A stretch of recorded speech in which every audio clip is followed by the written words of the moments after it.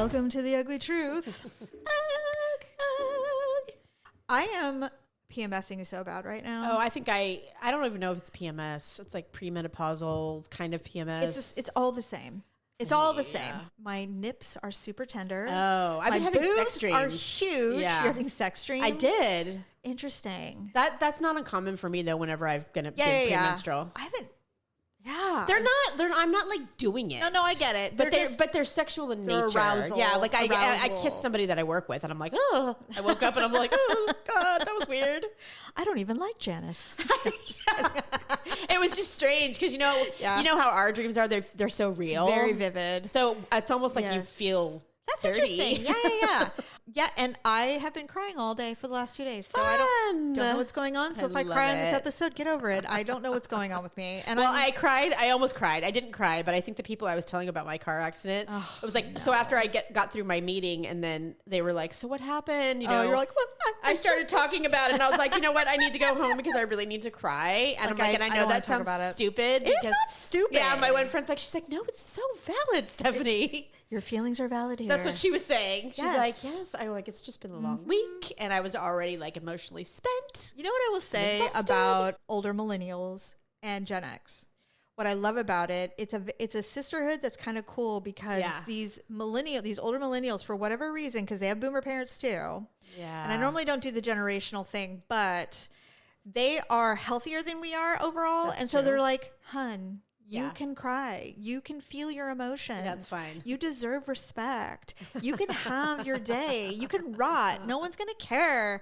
And I'm like, thank you. I'm so relieved to have, you're the healthy thing that I wish I was. Right. All the time. Like I'm trying to achieve being like that. Yeah. And the other thing is I will teach you how to hit someone really hard. I know, one time, right? Because sometimes violence is the answer. I know. We can't talk everything out. I have a friend like that, and then like that's just slightly younger than me, but young enough, right? And then I have a really young friend. She's a friend, but it's hard to see her as a friend because she is so young. She's like 25. Okay, but I love her, sure. And it's just such a different way of having a relationship with someone. Yeah, I love it. I love the different generations of women collectively going, we got this. Yeah. And I love it. She comes to me for advice too with her ex, That's who she nice. shares a child with. And I love it. She's going through Give her it. a little thing. Oh my God, my ex looked me up on LinkedIn and I caught it the other day. I'm like, what the fuck do you want, asshole? Shut up.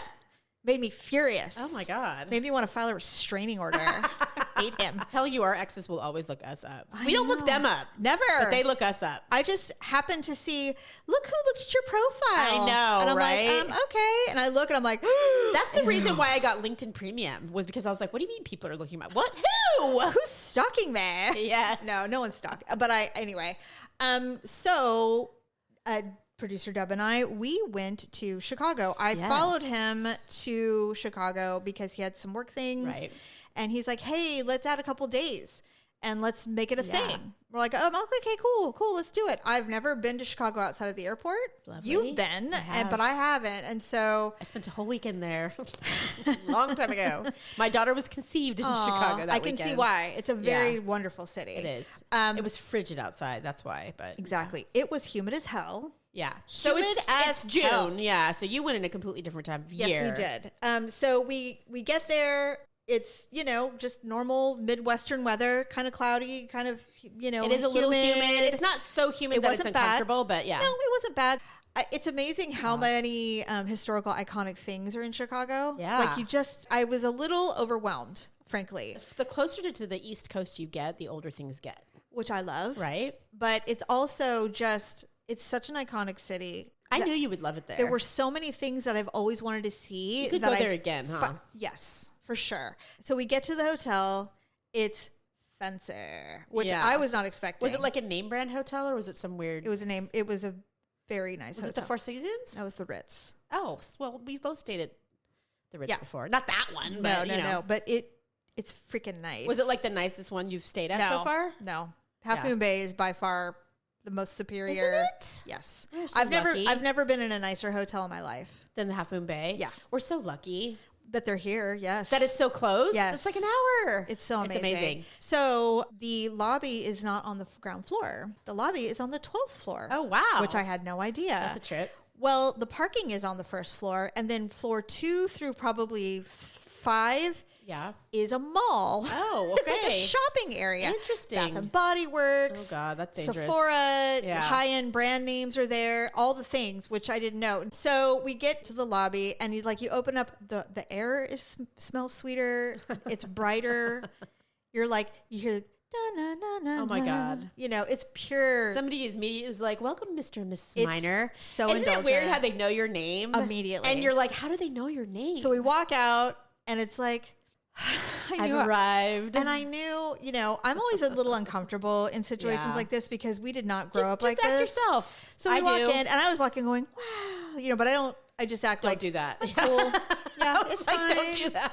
And you know, how cool can you be when you're lugging in your bags from the airport? It's not that fancy. And we had been up since 4 a.m. because our flight was at 7 and it was a full flight. Oh, God. And so it was a nightmare. You know, it was just flights Someday are you'll have a Learjet and you won't have to deal with the rest you know of the what? public. I was telling Daryl, I'm like, you know what? There is nothing more equalizing than flying commercial. Like, there's just nothing. Even like we're first all class, the same, yeah. And the people in first class, they're not fancy rich. They're usually bigger men who want more room, or people who travel constantly for work. I will agree with you with their wives, except that every single person in first class was a very large gentleman, tall or wide.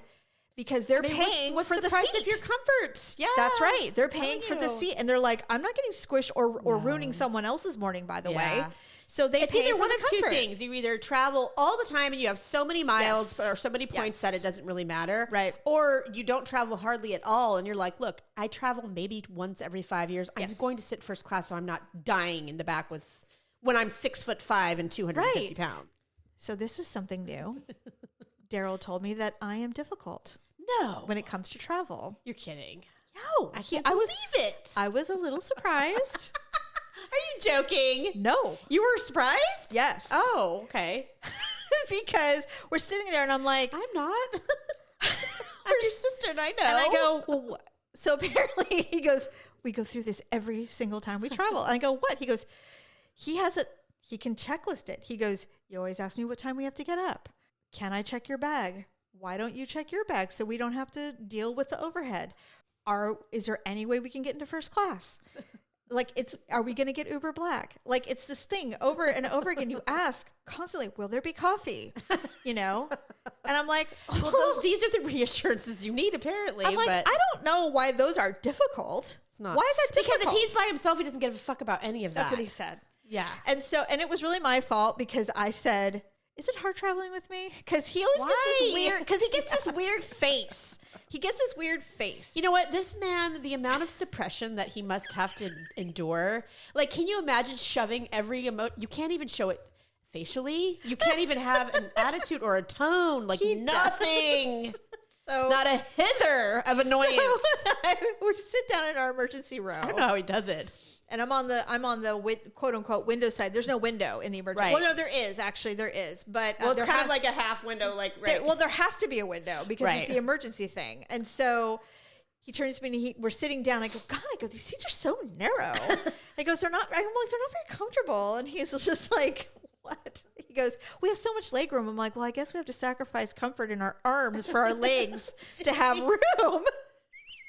And he's like, and he turns to me. He goes, JB. He goes, when they ask you if you're willing to help others, say yes. Yeah, because otherwise we're going to end up by the bathroom. And I was like, I'll say yes. I go, no, I'm not making any promises. I'll say what I have to say. I'll tell them to throw the baby to me because we have a baby behind us. I go, I'll take the baby, but that's it. I'm out. I'm telling you, if that thing's crashing, I'm waiting until we're right to the ground and I'm opening it and jumping out. I'm like, bye. I'll take my broken legs. Yeah, I'd rather have broken legs than, death. Be headless or in flames. No. I'm like, throw the baby. That's all I kept thinking. I'm all just give me the baby and we'll go. Yeah, we're good. I'll save a child. Yeah, but that's it. I would do that too. I'll climb over anyone else. Right. Anyway, so he's like, please, Jamie, just say yes. Don't be funny. And I'm like, I'm not a baby. I'm not a child. I know how to behave. Right. And so they go, okay, are you willing? Are you capable? Blah, blah. I'm like, yes. And he's all, very good. I'm like, stop it. So we get to Chicago. We get to the hotel. It's lovely. We go to our room. fabulous. We're exhausted. So we literally slept for like 2 hours. Yeah. And that was the first night. So we had dinner at the hotel. It was nice. And then the next day, we went to the Institute of Art, which is where the few photos you actually posted on social media. I have photos. I know, but I mean, you actually posted them, and I was American Gothic is there. It's the two old people, the farmers with the that's there, which I didn't realize. Makes sense that it would be there. They filmed Ferris Bueller's Day Off was there, so that's the museum they went to. So the painting that's in that is there. Daryl, I have a picture of Daryl in front of it because he loves Ferris Bueller. There was a lot of amazing pieces there, and I was in heaven.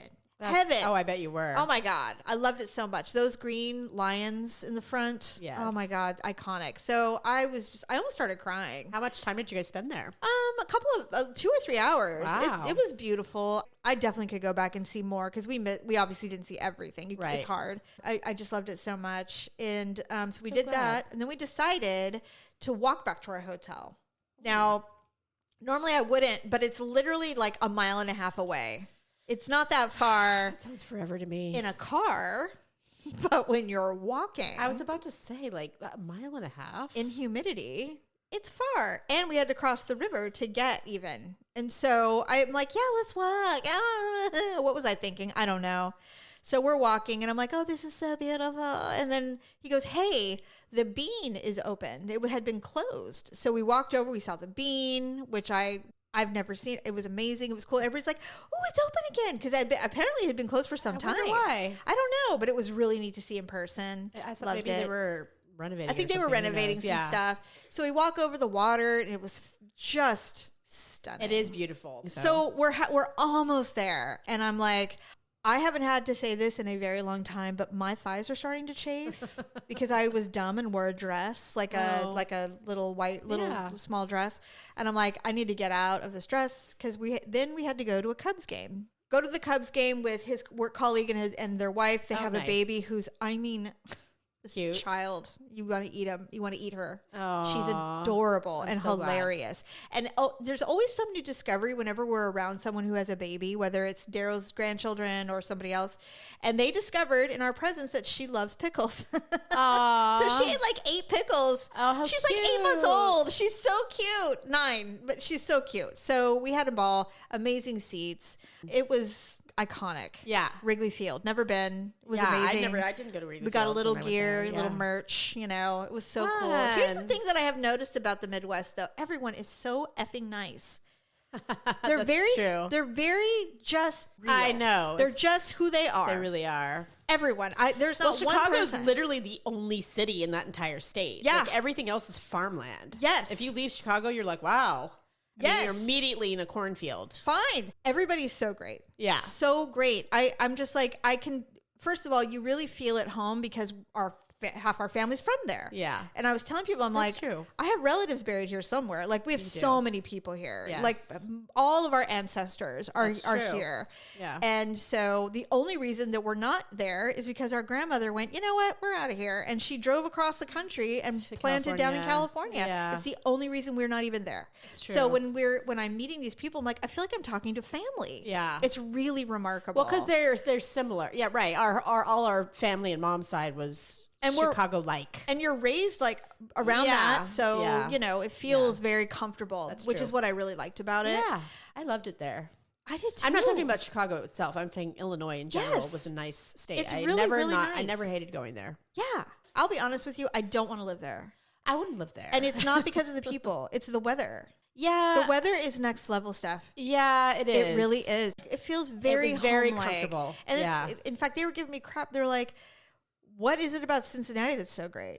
And I said, the same thing that's so great about this place. So hard to explain. It's hard to explain. It's literally it's not the motherland, it's the heartland. It's kind of like the heart. Yeah. It really is. Yeah. It feels like that. I love it. California's I will die here. Yeah, I will too. But it is very different than any place else I've been. Yeah. But not in a bad way. No, not in a bad way. I just love that this country is so huge. It is. And every single place you go is so different. It is. But great. And not all of it's great, but a lot of it's great. Well, anyway, we did that. And then we went to Alinea for dinner after Wrigley Field. And it is considered one of the nicest restaurants in the world. It is. And I was shocked that we even got seats because it's very hard to get a reservation. I think what happened is just got real lucky. Someone canceled or something and we got in. I was very surprised. Service is unparalleled. Right. Better be for that much And money. what I really like about it is that it does not insist upon itself. It is very not snooty. Oh, that's good. At all. So you walk in, everybody's very playful. They're professional. It's a well-oiled machine. Not at all. That's great. I hate places like that. Was good. And what was funny is what he's known for is making something look like something it's else. Not. Yeah, when you told me where you were going before you guys left, I was like, isn't this the molecular guy? Like he makes weird, not weird, but he just wants something to look. He wants to trick your eye. So when you put it in your mouth, you can't believe what you're eating. It's different from what you saw. Right. Yeah. So like there was, when we all sat down, because we're all seated kind of at the same time. And so there's a beautiful antique crystal box sitting on the table. And it has a lid on it. And so we sit down and I immediately open it. And inside are two, looks like sardines, fillets, marinated and everything. And I'm like, and I closed it. I go, there's fish in there. And he's like, really? And I go, yeah. So the waiter or the server comes over and he goes, whatever you do, don't open the box. Oh, shit. Of course, Jamie's like... And I opened the box. He goes, well, this is going to be a long night. And I was like, it might be. It might be. Who's not going to open a box when you come and sit down? He saw me open it. Oh, so he's being funny. Joking. Okay. So I will say this about the menu. Being serious, I was like, oh, shit. Well, at first I'm like, I opened it. And he's like, well, this is going to be a long night. So anyway, we opened the evening with the biggest bowl of caviar you ever think you could eat. Stop. And Stephanie, it's the Regis Ova caviar. Oh my God. From Thomas Keller in Napa. And Krug champagne. Did it come with a tablespoon for eating? Yes. Like a big ass, well, mother of pearl spoon. Okay. And so then I need the big mother of pearl spoon. So he sets the mother of pearl spoon down. You don't have to share, do you? No. Other than with Daryl. No, I did not have to share. We each got our own. Okay. Oh. Stephanie. God. Oh my God. So I'm holding it. He goes, now the chef asks that you hold the dish while you eat it. I'm like, no problem. So he sets the spoon down and I go to reach for it. And he goes, now don't eat it until I tell you to. And I go, how about you not tell me what to do? And he goes, I'm taking the spoon. I go, this is my table now. And I go, take the spoon. I go, and it's funny you think I wouldn't eat this with just my mouth. Like I'll just lick it. Like my mouth is watering right now. I will literally shoot this. It's fine. Same. So he gave me the spoon back, obviously. But anyway, so we did that. He's so cheeky. At the end, he's just like, I can't believe I got away with as much as I did tonight. Well, thank you. It was a wonderful evening. Yeah. Like it was really fun. It was a great night. We had a wonderful, I was so full. So full. Amazing. So it's a prefix, right? Yes. So what was like the main, or is there such a thing? We got this fantastic, it had pork belly, it had spiny lobster, it had a piece of this amazing Wagyu beef all in one. Oh my God. And then we got this, now I'm not a huge fan of lamb, but we got lamb and it was barbecued and it had some amazing sauces and sauce. When you mix it all together, it did not taste gamey to me. Yeah. Well, I don't mind lamb. I just don't think I would want it in large quantities. Everything's small. Yeah. You don't get a huge. You get so many things. Yes. Yeah. It's like a 9-course meal. It's unbelievable. Wow. And then they do this huge dramatic dessert display. We get sugar balloons. Oh yeah. So they're helium-filled sugar balloons, just like you've seen on Chef's Table. Yeah. That's kind of his thing. So they each give us one and they say, okay, these are very sticky, so whatever they touch, it will stick to, so be very careful. And I turn to Daryl and go, yeah, be careful, and immediately stick my balloon to his balloon. Oh, shit. And I'm like, uh-oh. He goes, you have time! And I'm like, what? He goes, bite it! And I'm like, oh, shit. So I bit the balloon, and he goes, now suck! And so we suck. And I turn, I go, honey, I love you. And yes, and the entire restaurant starts laughing because they can hear me. Oh my God. I sound like a lollipop guild. You can't be the first person who's done this. Of course not. But it was funny that night. And Daryl's all, and I'm like, say something. It's like, don't leave me hanging. Right? Anyway, it was an unbelievably fun night. It sounds so fun. We had a great time. I was not a fan of a lot of the wine because we did do the wine pairing as it was strong. You suggested we did it. It was like mostly white. And there was one I just did not like at all. And of course, I couldn't help myself. I had to tell the sommelier, I'm like, I didn't like it. And he's like, oh, okay. And I'm like, I'm just saying, it's like not good. And he's like, okay. What? Did you know it? No. Were any of these Napa wines? No. Yeah, they're from everywhere. We did get some Napa wines. The reds were beautiful. We had one red from Napa and the other one was from Australia. This is the problem and it was so with good. you and Daryl being the wine snobs that you are. No, they were great wines, beautiful wines. No, not... Well, obviously not. Just the one. It was just the one I didn't like. There were other ones that I did like. Well, but I'm not a huge white person anyway. I was hoping we get more red, but the menu just didn't. Yeah. That just wasn't going to happen. But anyway, so fun. Once in a lifetime opportunity. We'll never go again, obviously. But I mean, it was so lovely. You don't need to go. It's not like a place that you need to go to 10 times. It's like, hey, honey, want to go to Alinea tonight? Well, no. Like, no. Yeah, although I bet there are people like that. But. I'm sure. But it was such a treat. And the staff was so fun. And that was my favorite part. In fact, there was a new server there who was from San Francisco. He moved back home to take care of his parents. Oh. He's like, I obviously miss the city very much, but I had an obligation to take care of my parents because they're older. And so I was fortunate enough to land a job here. And I'm loving it. You know, I mean, it's one of the best restaurants in the world. Okay. So he gave me some recommendations for the city. Lovely. So you and I can look at those later. All in all, it was amazing. I want to go back for sure. Yes. But I don't want to live there because we went through 2 storms while we were there. Violent storms. What kind of storms? Rain and thunder and lightning. Oh. Scary. Well, I've told you my story about, because you can't fly into Bloomington, so you must fly into Chicago and then you drive take out. You take a small plane. Oh my God. You can drive, but we used to take the small planes to the airport there. Right. And so the time that we flew there, the first time we flew there with Lauren, she was 9 months old, and it was a blizzard. It was blowing snow. Oh my God. And freezing. And we had to get on a puddle I was going to die. I did. I was screaming. Everybody thought we were going to die because of me.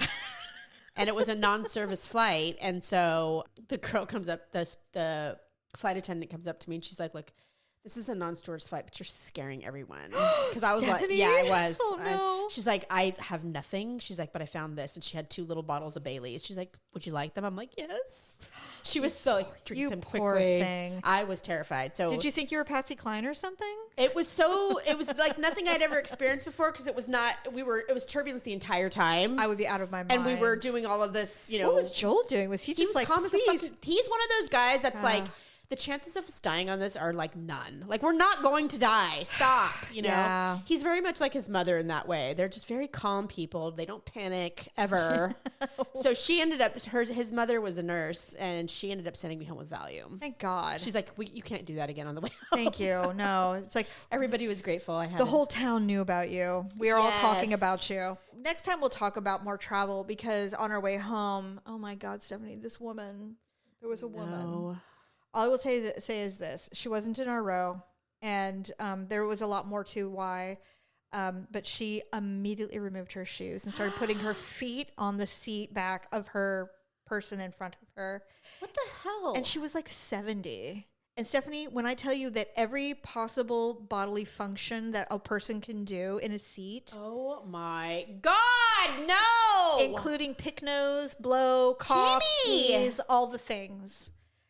She was one of the most repulsive people I've seen in a very long time. Did you ever get an opportunity to like express the way you felt, like when the flight was over? No, because she made sure she got off before anybody else and bullied her way up. Found her. Nope, I didn't give a fuck. You were just so happy to be rid of her. But I did take a picture of her foot, so I'll show it to you. I took a picture of her face. I tried, but I couldn't. And what was worse is she was sitting in the middle seat and no one was on the aisle seat, and she wouldn't move over. So this poor old lady that was in the window seat had to deal with her the 4.5-hour flight. There was no one in the aisle seat and she didn't move? Nope. Oh, I would have asked the flight attendant. It was awful. Can you imagine? No. I'd be like, who does that? I would be like, listen, I don't want to end up on TikTok, so I'm going to ask you politely one time to move your fat ass over to the row. Yeah. Immediately. Oh, Jamie, I would have died. I would have died. And it was a little old lady sitting next to her. I just couldn't. I could not. Oh my God. She was just primed for just being disgust, going viral. Oh my God. She was so gross. I wonder if someone did put her on. No, I doubt it. We were all so exhausted because and we'll talk about it next time. There was just a lot of weather delays. We were just lucky we got out. God. We were just lucky we got out. When they started changing our gate, Daryl and I always get traumatized because that's what happened in Boston. Like, what's going to happen? We're like, oh God, they've moved our gate twice. We're like, oh no. We're like, oh no. We were so worried. Oh my God. We made it. Thank God. Anyway, all right. Well, thank you everyone for listening, and we will be back next time with a new show. Bye. Bye. He's like, if that thing's not red, it's red. It's red. I pressed it. I will die. Right? Jesus.